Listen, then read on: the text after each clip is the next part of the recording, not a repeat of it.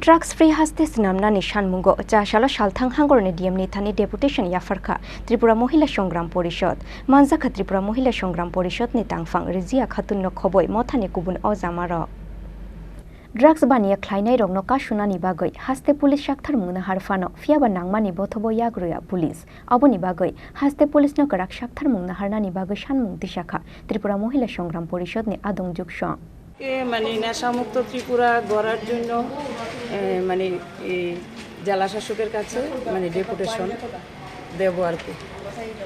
তো দেখা গেছে 2018-এ বিজেপি আইপিএফটি জোট সরকার ক্ষমতা আসার পরে প্রতিশ্রুতি দিয়েছিল যে নেশামুক্ত ত্রিপুরা করবে। কি এরপরে আবার দ্বিতীয়বার যখন বিজেপি আইপিএফটি জোট সরকার ক্ষমতায় আসে আরও এক ধাপ এগিয়ে ডক্টর মানিক শাহ প্রতিশ্রুতি দিয়েছে ত্রিপুরাকে নেশামুক্ত ত্রিপুরা গড়ার জন্য তিনি একটা জিরো টলারেন্স নীতি গ্রহণ করেছে।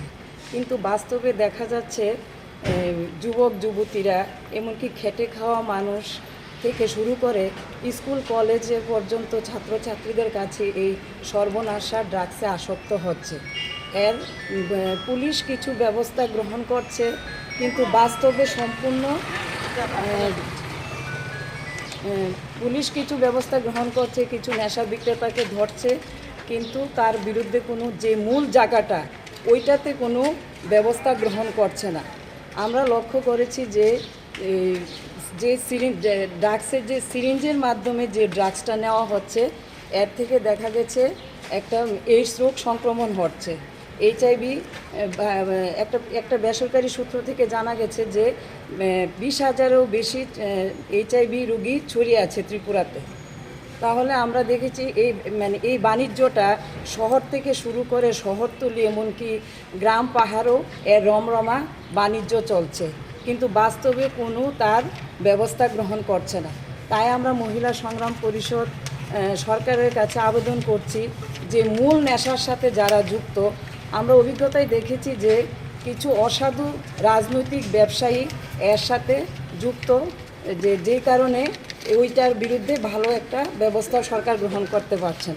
দেখা গেছে পাড়ায় পাড়ায় গ্রাম পাহাড় শহরে এটা এরকম ব্যবসা চলছে যে এটা পুরা রাজ্যটা একটা বিপর্যয়ের মুখে পড়েছে। ব্যুরো রিপোর্ট চিনি খরাং।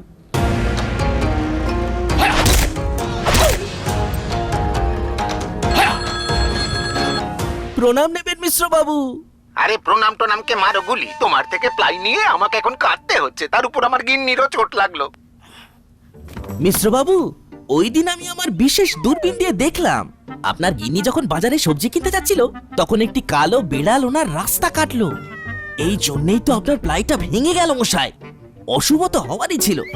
এখন ভোগুন। পরবর্তী কলার আপনিও হতে পারেন। আর যদি আমি বলি আপনি রাত্রিবেলায় নখ কাটছিলেন বলে আপনার প্লাই খারাপ হয়ে গেল, তাহলে